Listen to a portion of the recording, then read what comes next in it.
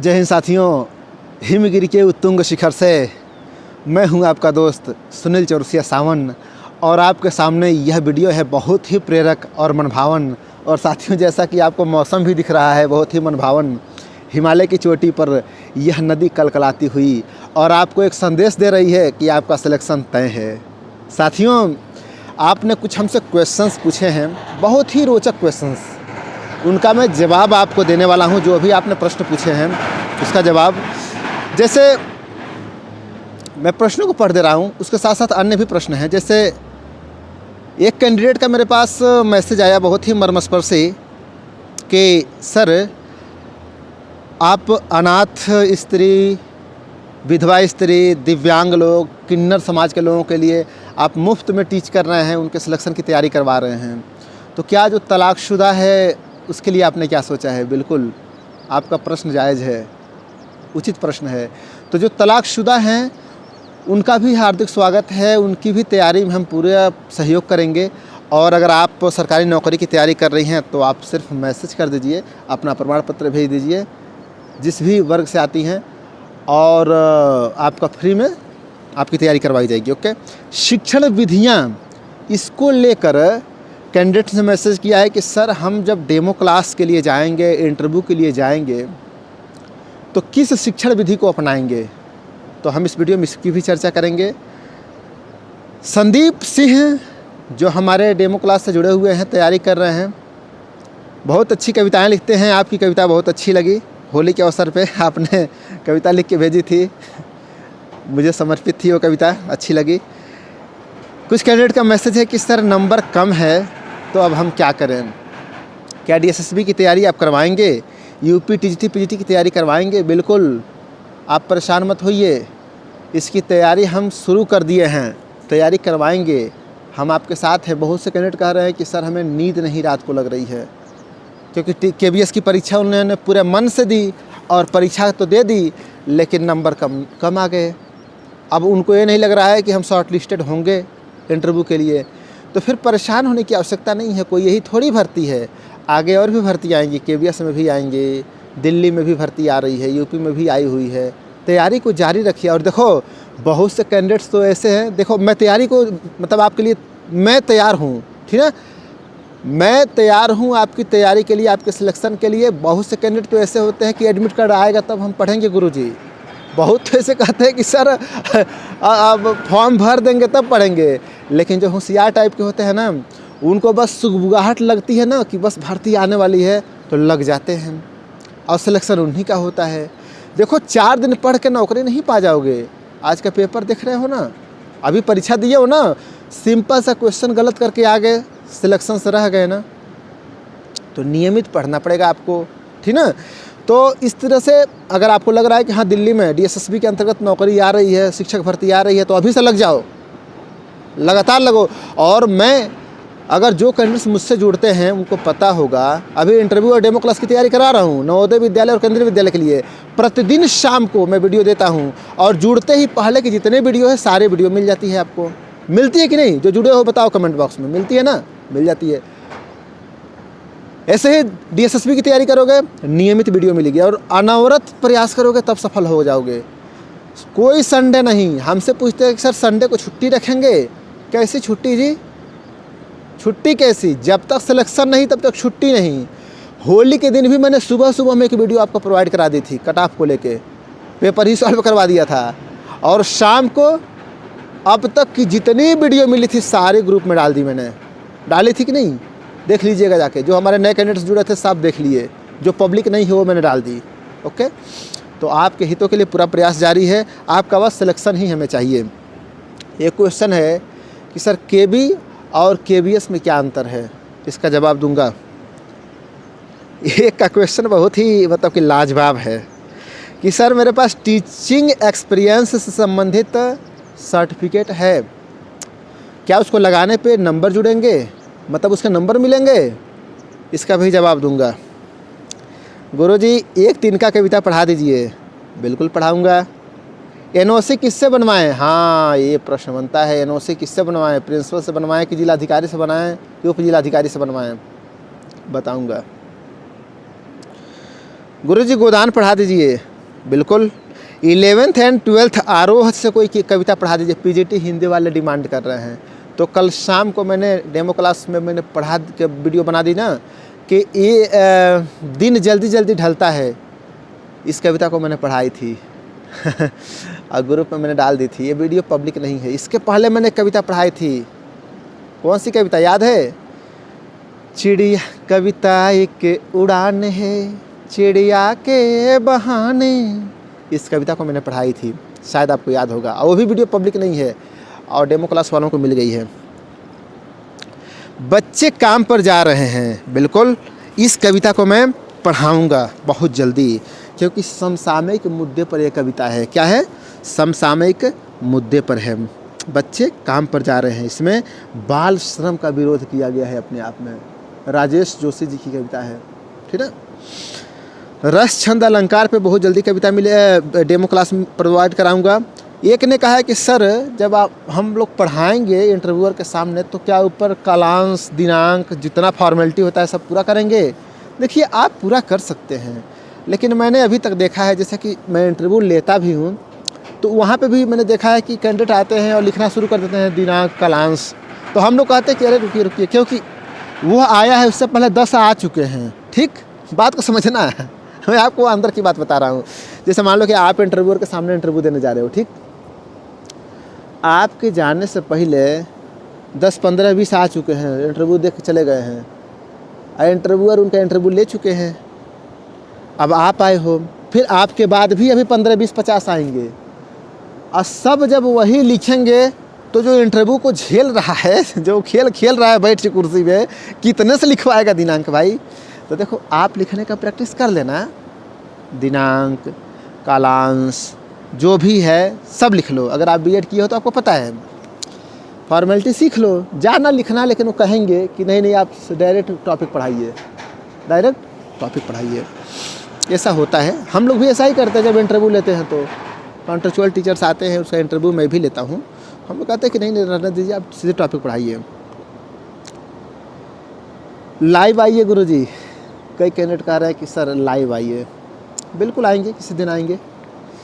रसखान के सवैया पढ़ा दीजिए, पढ़ाया जाएगा। कहानी उपन्यास एकांकी किस शिक्षण विधि से पढ़ाएं, इस पे भी मैं चर्चा करूंगा। और अब हम विस्तार से समझते हैं शिक्षण विधि को, ठीक है। देखो शिक्षण विधि को लेकर बहुत से कैंडिडेट ने मैसेज किया था, तो मैं आपको बता दूं, सही बात है, हर चीज़ की अपनी अपनी विधि होती है। जैसे चाय पीने की अपनी विधि होती है, ऐसा करके पियोगे, एक ही बार पी जाओगे पूरी नली जल जाएगी, अगले दिन से चाय देख के नफरत हो जाएगा, समझे नहीं। पानी पीने का अलग तरीका है, पानी को एक बार में पी जाते हैं, ठीक। चाय की तरह पियोगे तो हाथ से बैंक के पात्र बन जाओगे, समझे। वैसे पढ़ाना भी होता है अलग तरह से। शिक्षण विधियाँ बहुत मायने रखती हैं सिलेक्शन में, ठीक है। जैसे इंटरव्यूअर इस बात पे बहुत विशेष ध्यान देते हैं। जैसे मान लीजिए कि आप कविता पढ़ा रहे हो, तो कोशिश कीजिए कि कविता को सस्वर विधि से पढ़ाइए, ठीक, हाव भाव से पढ़ाइए। जिस तरह से मैं कविता पढ़ाकर आपको डेमो क्लास में वीडियो प्रोवाइड कराता हूँ, आप तो देखते ही हैं, वैसे ही पढ़ाने की कोशिश कीजिएगा, समझ गए ना।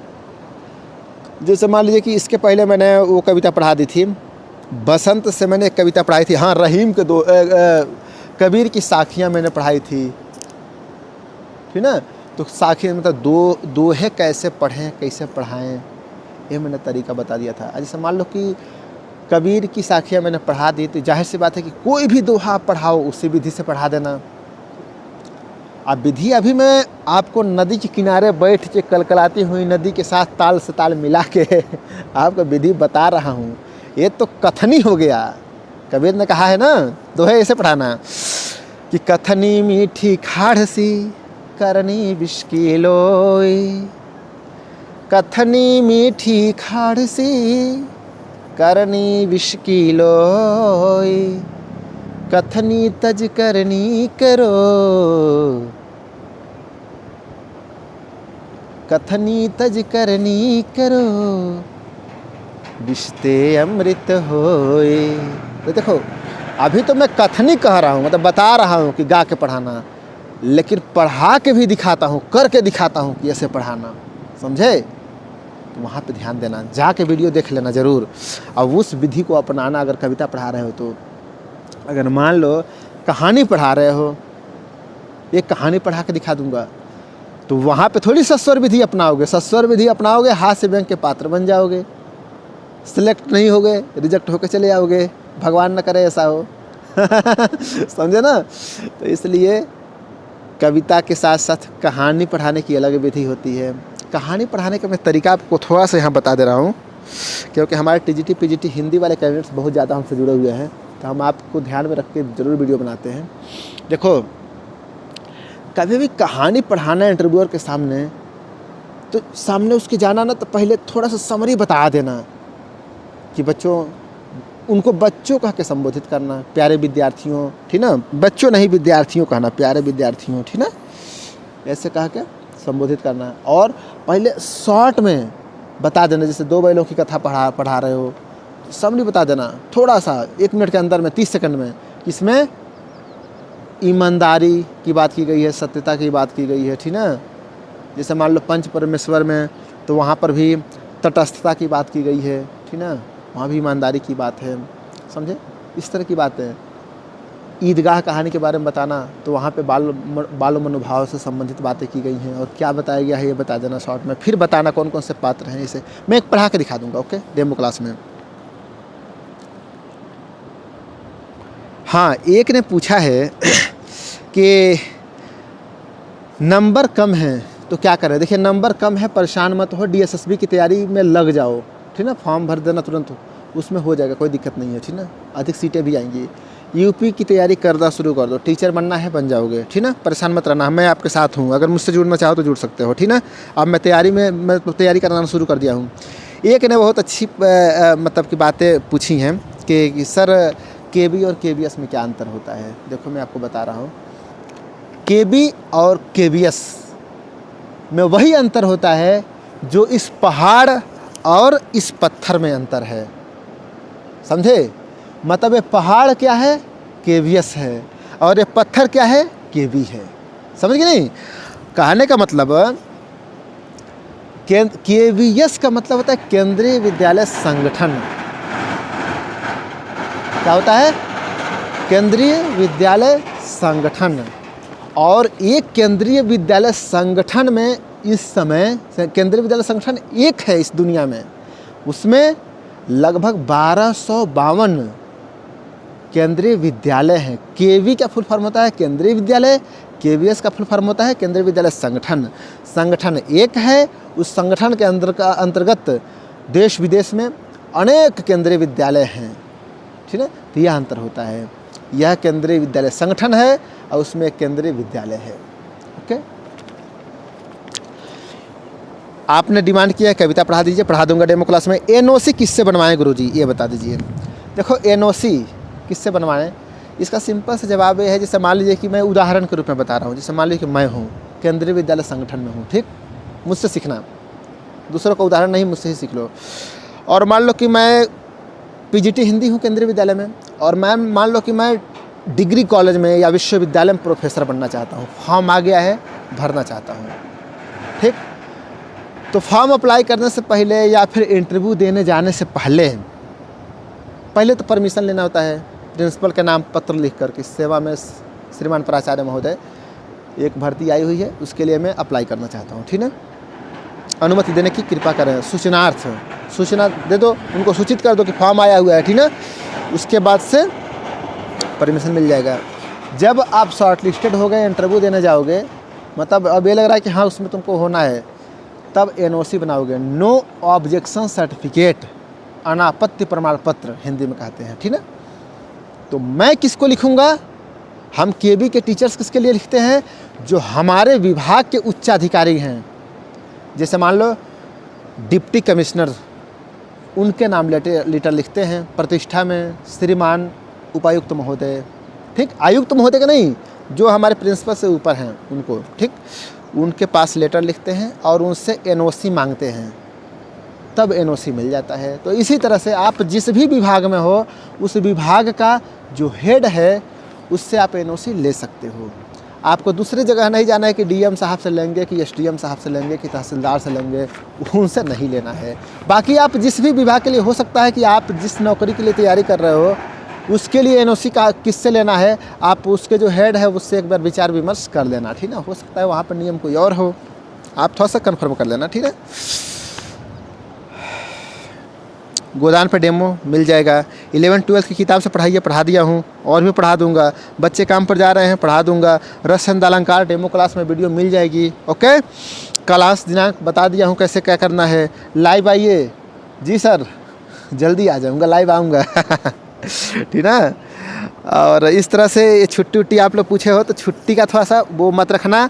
और देखो, मैं वेलकम करता हूं जो हमारे साथ जुड़े हुए कैंडिडेट से। अगर आप भी हमसे जुड़ रहे हो तो हम पूरे देश के सामने मनोबल बढ़ाने के लिए वेलकम जरूर करते हैं। कुछ कैंडिडेट ने मैसेज किया था कि सर आपने हमारा वेलकम नहीं किया। अरे क्यों नहीं करूंगा जी, लो वेलकम तुम्हारा। संपत प्रकाश राजस्थान से आपका हार्दिक स्वागत है। चंदेरपति हरियाणा से, ये सारे कैंडिडेट्स हमारे डेमो क्लास से जुड़े हुए हैं, ठीक ना। सौरभ नामदेव बांदा से, चंदेरपति हरियाणा से बता दिया।